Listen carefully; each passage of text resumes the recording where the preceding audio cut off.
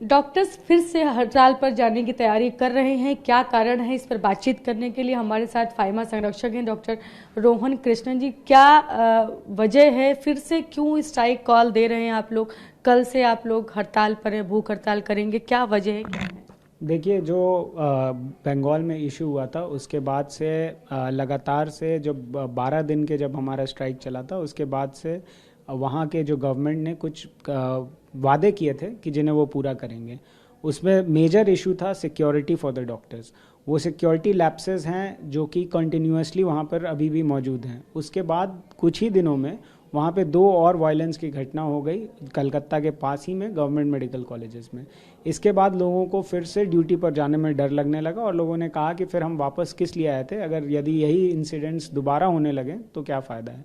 तो इसके बाद कुछ बच्चों ने वहाँ पर हंगर स्ट्राइक किया था, भूख हड़ताल शुरू किया था इनडेफिनेट।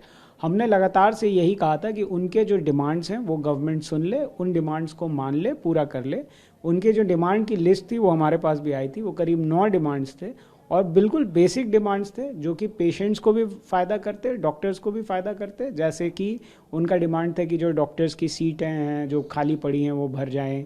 उसके अलावा जो वहाँ पर जो सिक्योरिटी व्यवस्था है वो सुदृढ़ हो वहाँ पे, और जो पुलिस फोर्स हैं उनको वहाँ पे पोस्टिंग किया जाए। बेड की वैकेंसी जो ऑनलाइन दिखाई जाए कि किस अस्पताल में कितने बेड खाली पड़े हैं, कितने बेड यूज़ हो रहे हैं। और जो लगातार से जिन डॉक्टर्स पे आरोप लग रहे हैं कि वहाँ पे एक नेक्सस चल रहा है जो कि वहाँ पर कुछ इलीगल एक्टिविटीज़ होने की संभावना है, उन डॉक्टर्स को कर्व किया जाए, उसके लिए भी कमेटी बनाई जाए। ये सारे बहुत बेसिक डिमांड्स थे। लेकिन ये सब तो सारे डिमांड्स उनके बंगाल आरजी कर के डॉक्टर्स हैं, उनके डिमांड। जी बिल्कुल, और हमारा जो समन्वय था वो यही था कि इनके डिमांड्स को सुना जाए। हमने लगातार से वेस्ट बंगाल गवर्नमेंट को भी यही कहा कि उनकी बातों को सुन लीजिए और उनकी बातों को पूरी कीजिए। लेकिन जब जब ये बात पूरी ठंडी पड़ गई और वहाँ पर लोगों का हंगर स्ट्राइक को ना तो मीडिया ने ज़्यादा, दुर्गा पूजा की वजह से, इलेक्शन सीजन के वजह से, ना मीडिया ने उसको ज़्यादा चलाया, ना ही गवर्नमेंट ने उस पर कोई भी ध्यान दिया। इसके बाद वहाँ पे 3 जो बच्चे थे जिन्होंने हंगर स्ट्राइक किया था वो आईसीयू में एडमिट हो गए, उनकी हालत अभी भी गंभीर है। इसके बाद फिर उन लोगों ने हमसे दोबारा से सपोर्ट मांगा कि दिल्ली की आरडीएज और दिल्ली के जो अदर डॉक्टर्स एसोसिएशन हैं जो नेशनल लेवल पे काम करते हैं वो उनको सपोर्ट करें, क्योंकि उनकी बातें नहीं सुनी जा रही हैं। तो इन सॉलिडारिटी हमने आज से ही पहले तो कॉल दिया था कि आज से ही हम स्ट्राइक कर देंगे। लेकिन फिर वहाँ से हमें खबर आई, हमारे कई टीम के मेंबर्स अभी वहीं पे हैं, बंगाल में हैं, कोलकाता में ही हैं। तो वहाँ से पता चला कि एक इमरजेंसी मीट वहाँ के chief secretary of West Bengal ने बुलाया है डॉक्टर्स की डिमांड को सुनने के लिए। तो इसके बाद हमने इस इमरजेंसी मीट तक के हो जाने के लिए हमने इसको आज के लिए रोक दिया कि अगर ये सही ढंग में हो जाए, काम ख़त्म हो जाए, तो हमें स्ट्राइक करने की ज़रूरत नहीं है।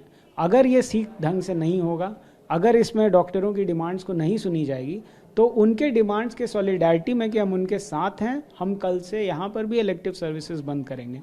और इसको बंद करने का को रोकने का एक ही तरीका है कि उनके डिमांड सुन ली जाए।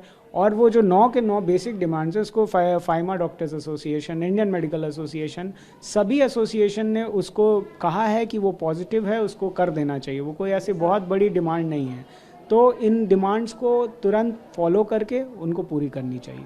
अच्छा, आईएमए ने भी अनाउंस किया है, वो भी कल से इसको लेकर सॉलिडारिटी में ही आरजी कर मेडिकल कॉलेज के जो स्टूडेंट्स जो हंगर स्ट्राइक कर रहे हैं उनके समर्थन में आईएमए ने भी ऐलान किया है, वो भी कल से भूख हड़ताल की बात की, और फाइमा भी कल से जा रहा है। लेकिन आप अभी कह रहे हैं कि अभी हम पहले सेक्रेटरी की जो मीटिंग है उसके बाद कुछ मतलब कुछ बोल पाएंगे कि कंफर्म क्या जी होगा? देखिए, ऐसा है कि आईएमए ने भी एक नेशन वाइड आरडीएस की मीट करी थी जूम मीटिंग से, और उसमें रिले हंगर स्ट्राइक की बात किया गया था।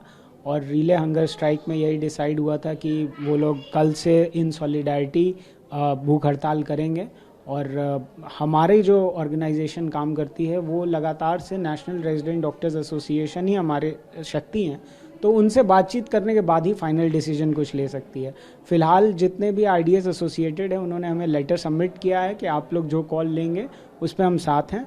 लेकिन हमें फिर भी अभी इस मीटिंग को देखना है, क्योंकि हमारा हमेशा से स्ट्राइक जो होता है वो एक लास्ट रिजॉर्ट होता है, हम इसको रोकना चाहते हैं। मैंने ट्वीट में भी ये बात लिखी कि ममता बनर्जी गवर्नमेंट से हम रिक्वेस्ट कर रहे हैं कॉन्टीन्यूसली कि इस बात को सुन लें, ये हमारा फर्स्ट स्टेप नहीं होगा स्ट्राइक, ये हमारा लास्ट स्टेप होगा। तभी इनडेफिनेट हंगर स्ट्राइक हुआ, वहाँ पे कमेटी गई, यहाँ से फाइमा से 10 सदस्यों की कमेटी वहाँ बंगाल में गई, अभी भी कलकत्ता में लोग हैं वहाँ पर।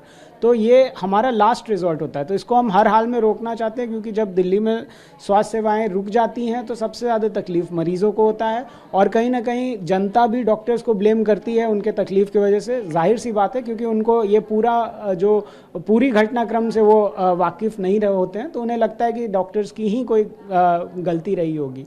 तो अभी इस बारी मैं आपके चैनल के माध्यम से पूरे घटनाक्रम को एक बारी फिर से रेखांकित कर देता हूं कि हम चाहते हैं कि डिलीवरी डायलॉग से बातें खत्म हो जाएं, उनके जो डिमांड्स हैं उनको विचार करके उसको जिस हद तक पूरा किया जा सकता है सुचारू रूप से उसे पूरा कर दिया जाए। तो फिर अभी स्ट्राइक करके हमारा कोई मोटिव नहीं है, कोई मकसद नहीं है। लेकिन अगर ये डिमांड्स नहीं पूरे होंगे तो हमें आंदोलन को थोड़ा तेज़ करना होगा, और आंदोलन को तेज़ करने के लिए हमें इलेक्टिव सर्विसेज को बंद करना होगा और डॉक्टर्स को सड़क पे उतारने होंगे। तो अभी फ़िलहाल मरीजों से क्या कहेंगे, क्या वो कल ये सोचकर आए हॉस्पिटल में कि डॉक्टर्स हड़ताल पर जा सकते हैं? जी बिल्कुल, इसकी संभावना तो है, जाहिर सी बात है कि इसकी संभावना है कि कल से हड़ताल हो सकती है। इस पे पूरी टिप्पणी हमारी इमरजेंसी मीटिंग के बाद ही हम दे पाएंगे, लेकिन इसकी गंभीर संभावना है। Thank you so much. तो ये हैं फाइमा के संरक्षक हैं डॉक्टर रोहन कृष्णन। इन्होंने बताया फिलहाल अभी मीटिंग्स चल रही हैं आरडीएस के साथ में, हालांकि तमाम आरडीएस की तरफ से हमें एक लेटर भी आया है। तो हम आज एक मीटिंग है चूँकि वेस्ट बंगाल में, उसके बाद फाइनल करेंगे कि क्या कल से हंगर स्ट्राइक पर जाना है, कितने दिन के लिए जाना है, क्या कौन कौन सी सर्विसेज बंद होंगी, ये सारी पर फैसला करेंगे। फिलहाल आईएमए ने भी कॉल दे दिया है, वो 12 घंटे के लिए कल भूख हड़ताल पर जा रहे हैं। कैमरा पर्सन विपुल के साथ में शालिनी वाजपेयी, TV9 बादवश, दिल्ली।